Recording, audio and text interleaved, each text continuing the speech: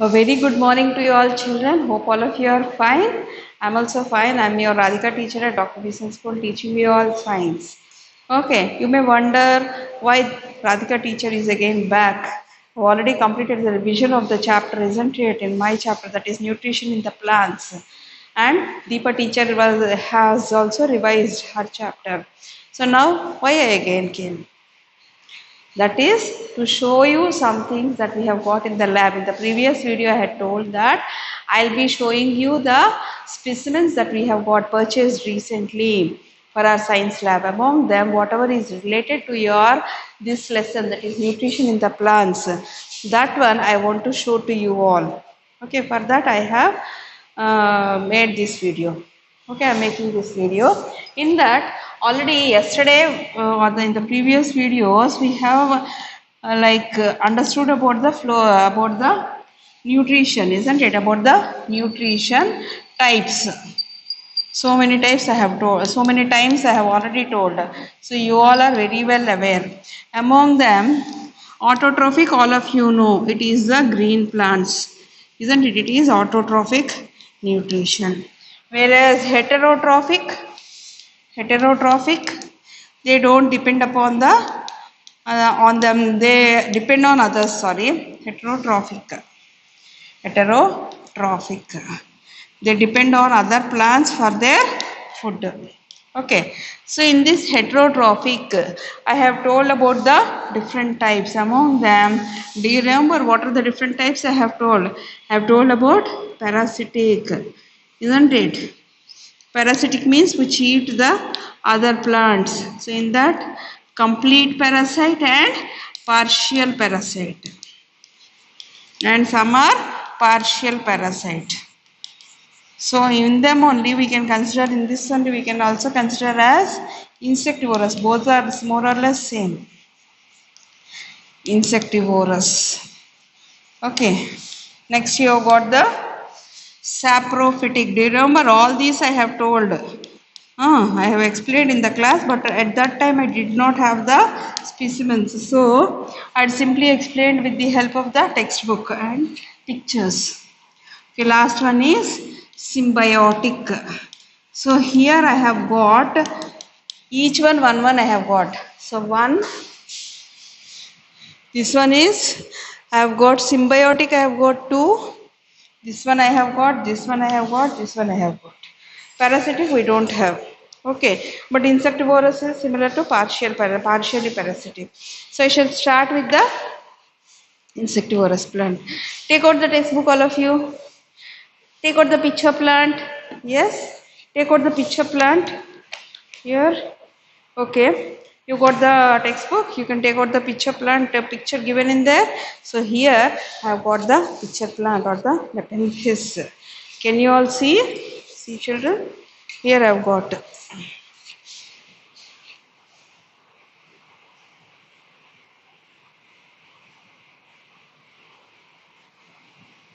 See.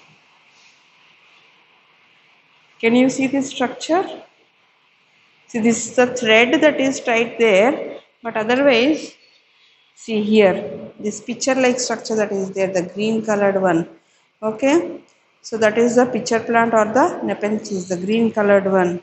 Okay, and you can see see here, and can you see the lid? As if it is the lid of any bottle or anything like that, it is there, isn't it? So it is the model, and behind that you can see the green colored leaf. Okay, that green colored leaf is there for photosynthesis, normal photosynthesis. But why they are eating the insects? They are eating the insects because they are growing in the soil where the nitrogen is less. Okay, children, so you all have seen this one? Okay, see? Very clearly it is visible, isn't it? From the other side I'll show. Okay, can you all see? See, with the lid, everything you can see this one. Okay, so this is a typical model they have made out of pitcher plant or the insectivorous plant. Okay, next one. As I told, Drosera is a plant that it will open like a lid and close. That also we can see. Okay, that is grown in the pots also. So many, some of you can have at home also without your knowledge. See this one. What is it? Can you make out anything from this? It is agaricus. Can you see the name? Agaricus. Okay, it is a fungus, mushroom. Many of you would be eating mushrooms, isn't it? So it is one such mushroom that is there. That head of that is folded. That's why you are not able to see that clearly. So which type it belongs to? Agaricus, or the mushroom belongs to which type? It belongs to, this agaricus or mushroom belongs to saprophytic nutrition. It belongs to saprophytic nutrition. What do they all eat? What is the color? They are pale colored, or generally they are white colored. They are not green in color. So these are non-green plants. Whereas just now I have shown Nepenthes, that is a green plant only, but it eats the insects. Whereas this one is non-green plant. Where do they grow? They will grow on the rotten woods. During the rainy season, especially at this time, you can find these type of plants more. Okay, on the rocks, on the rotting wood, rubber, such places they would be growing, because that is the nutrition. That wood they can eat. They can break and eat all that. Okay, see the color, and this is the head kind of a thing, and below that the whole body or the stem like thing. Okay, that structure and all you will be studying in detail in higher classes. Got it? So they are dependent on the dead and decaying matter, so they are called as saprophytic plants. And agaricus, again I show the name, you can note down the name also, it is agaricus.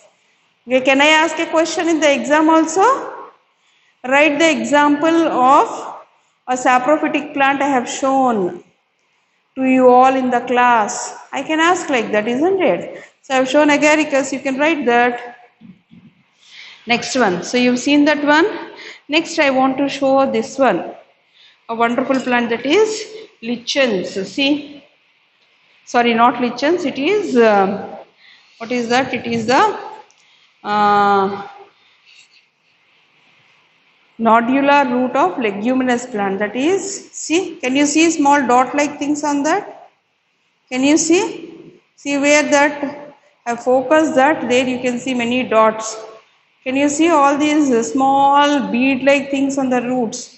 Many are there, very clearly they are visible. Wonderful. So, in the previous video I had told that these are small nodular or bead like structures that are present. Okay, so those are the, okay, so they are called as the nodules. They are called as the nodules. See, from far off I am showing, and from nearby also I am showing. Can you all see? So the name of this is nodular root. Nodular root. That means the root is containing the nodules. See, this is the upper part of the root. Lower part is containing the nodules. At the tip it is containing, because this whole thing is deep inside the soil. Inside these small bead-like things or the nodules, you can, the bacteria will grow. Which bacteria will grow? Yes, it is rhizobium bacteria. The rhizobium bacteria would be growing inside these root nodules. And what it does, it fixes the atmospheric nitrogen. In the atmosphere, whatever nitrogen is there, that it fixes. It converts it into a form that the roots can take. Normally, the nitrogen they cannot take. So, this nitrogen is taken by the roots. The plant can use that nitrogen, and some of the nitrogen remains in the soil. And one more thing is that what happens is, after cutting off these plants, say they have taken out that, the groundnuts they have taken out. Okay, even the groundnuts, you know where the groundnuts would grow? They will be there on the roots, they will be attached to the roots. Okay, they are taken out from there. Under the soil you will find the groundnuts. Okay, they are taken out. Similarly, you can see all the pulses, moong dal, urd dal, black gram, red gram, chana dal, all these are the different pulses or dals. So they grow there. So what they do is they remove the grams, okay, their pods or the fruit. Pod is nothing but their fruit, and they will till or plow the roots in the soil. Why they plow the roots in the soil? Due to that, what happens? The roots will remain in the soil of that plant, but inside the root what is there? The bacteria is there. So that bacteria will release. So it will mix with the soil and it releases the nitrogen in the form the plants can take. So the next crop like the rice or wheat, whatever they are growing, they are able to take that nitrogen. Further they would be keeping like this. Okay children, so this is the nodular root.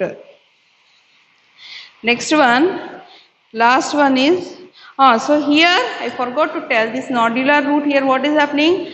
The plant roots are the ones which are providing the food and shelter to the bacteria, and the bacteria is giving nitrogen to the plant.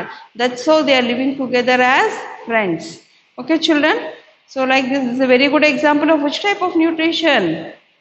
Yes, tell. It is an example of symbiotic nutrition. It is an example of symbiotic nutrition. Got it children? This is symbiotic nutrition. Next one, last is this one, that is lichen, or you can call it as lichen or lichen. Okay, so where do we find these? How it appears? As if some small bark of a tree or something, isn't it? See, like this only. What is the color? It is pale colored, grayish color, blackish color, like this we find. Not exactly black also, it will be grayish black or gray or brown shades. So here, this you feel that as if it is a crumpled paper or bark of the stem, isn't it? But this one grows on the stem, on the trees they grow. Here you cannot actually, from here you cannot exactly say where is fungi, where is algae. Here I have shown the root nodules, isn't it? I have shown the root nodules here. So just like that, here, okay, I have shown the root nodules, no? So like that, the lichen is a combination of, it has got algae and fungi. So here, see, this one has got the bacteria in the root nodules of the plant. This one is having the algae and fungi together. So here, who is giving whom what? In that plant, I have told that the plant provides the nutrition and shelter to the bacteria. Here, the algae provides the food. Okay, and the fungi will absorb all the minerals. Okay, minerals from the stem from where it is growing, or the water also it absorbs and gives to the algae so that it can undergo photosynthesis and provide food to the fungus. Okay, so like this, these two are living together. So this is also a symbiotic relationship. And what is the name of this plant? It is lichen or lichen. This is nodular root. Have you seen? Lichen, nodular root. Okay children. So these are the 4 types I have explained.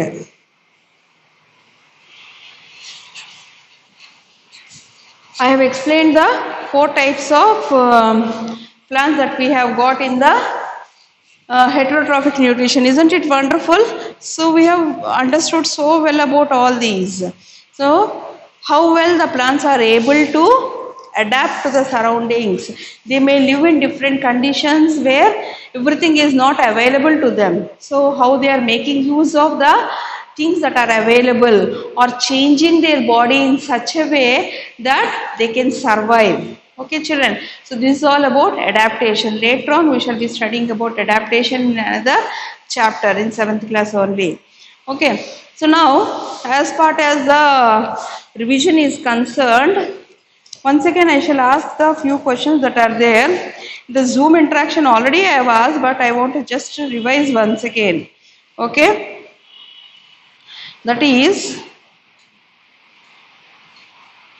organisms that cannot carry out photosynthesis are called, what are they called? They are called as heterotrophic plants. Insectivorous plants feed on insects. Cuscuta is an example of dash plants. What? Parasitic plant. Plants that derive their nutrition from the dead matter are saprophytes. Lichen is an example of symbiotic relationship. Okay, now next one, state whether the following are true or false. Plants are not heterotrophs. True or false?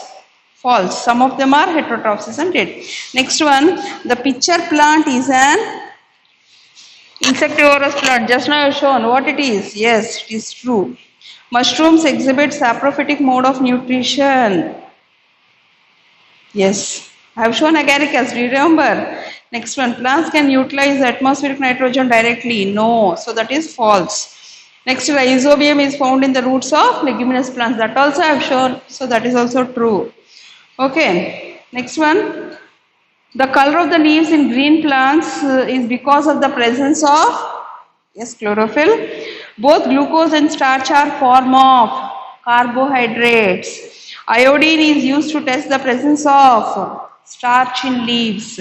Next one, the plant from which parasitic plant derives its nutrition is called as a host, on which it is growing. That plant is called as host. Cuscuta plant absorbs its nutrition using special roots. Those roots are called as hostoria. Dash is a nitrogen fixing back microbe. What it is? Rhizobium. Okay, again I will show whether the following are true or false. Autotrophic plants are also called producers. True or false? True. Parasitic plant eats dead and decaying matter.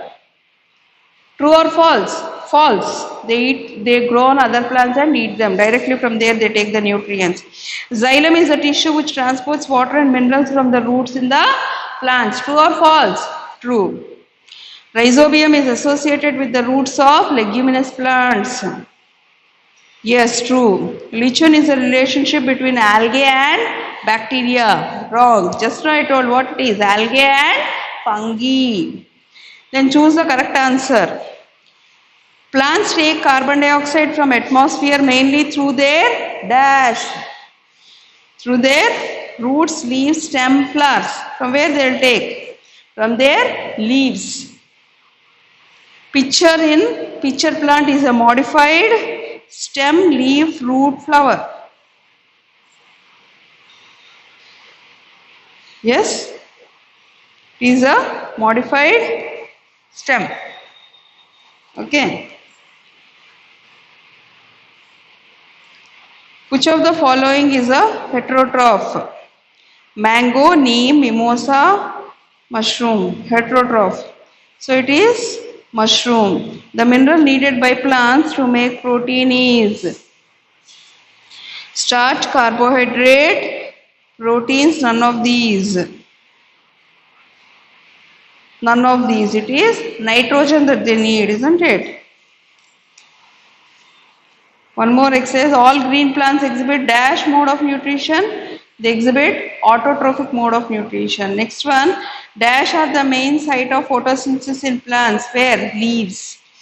Food is stored in plants in the form of starch. Each stoma is surrounded by two dash cells. What are those? They are the guard cells. Dash of plants absorbs water and minerals from soil. It is the roots of the plants. It absorbs the minerals, water and minerals from the soil. Next one. State whether the following are true or false. Green plants are also called producers. Correct or wrong? Correct. Stomata are present in stems of the plants. Correct or wrong? Wrong. Sun is the ultimate source of energy for all living things. Yes, correct. True. Carbon dioxide is released during photosynthesis. Is it so? It is used, isn't it? Not released. So it is false. The guard cells control the opening and closing of stomata. Is it or not? Yes. So it is true. Answer in one word. Green pigment present in leaves. What it is? Chlorophyll. Small openings on the surface of leaves. Stomata. Tissue present in plants helps in transportation and water and minerals. Transportation of water and minerals. What it is? Xylem and phloem. Nitrogen fixing bacteria present in the roots of plants. Rhizobium. Process by which plants make their own food. Photosynthesis. Okay. See, I have revised 3 worksheets. I have revised. Okay. Hope all of you will revise very well, be thorough with the whole textbook, learn well, and as part of the exam is there that will help you all. Okay, how to, what to upload, how to, and all that we shall be telling once. Okay, children, don't you worry about it. All the best, prepare well for your exam and write well the exam. Okay, thank you and bye, children.